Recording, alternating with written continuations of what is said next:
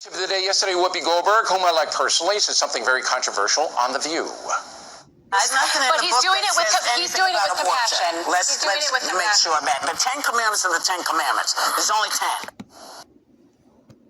Whoopi Goldberg bringing God into the abortion debate. Listen to this. God made us smart enough to know when it wasn't going to work for us.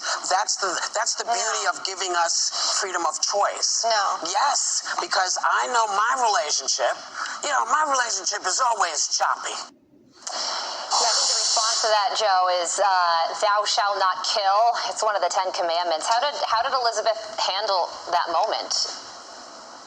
She pushed back immediately, right? Elizabeth did, and good to see her back on that set. The show was better when she was a part of it, a true conservative, unlike the other conservatives they tend to have on there recently.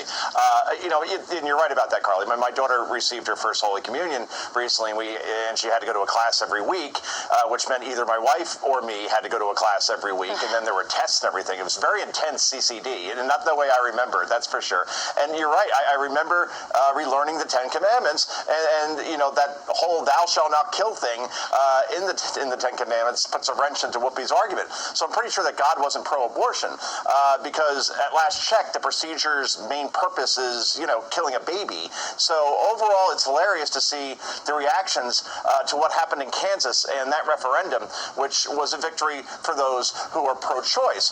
The Dobbs decision by the Supreme Court simply sent the decision on abortion laws back to the individual states and therefore the voters in those states. It gave the power back to the people. That's what the framers intended. And it proved the Supreme Court decision to be correct. Yet all you read on social media online is that, see, the Supreme Court, we showed you. No, actually, they showed you how it should be done. Let people in each state vote on this stuff, and then they can make their own decisions and not have it decided by a bunch of men and women in robes in Washington. It just shows, to your point, Joe, how truly ignorant so many people are of how the Supreme Court works, of how that decision worked, because to your point, it worked exactly as they intended it to. States' rights, state decides. Meantime, I want to get your thoughts on this. New York Times editorial board saying Democrats have reached a, quote, cynical low by meddling in GOP elections. This in a new op-ed.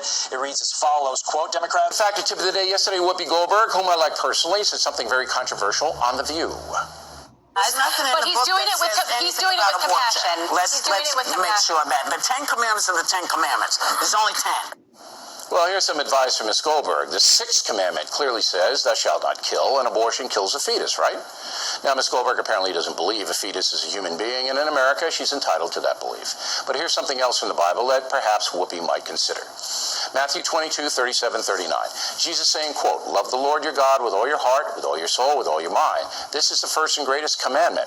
And the second is like it. Love your neighbor as yourself. So, the love your neighbor as yourself part directly pertains to abortion. What if Ms. Goldberg's life was terminated in the womb? Would she be okay with that if a time machine existed? Don't think so. So isn't Whoopi compelled by the Bible to give that same consideration to all potential human beings? Provocative question, factor, tip of the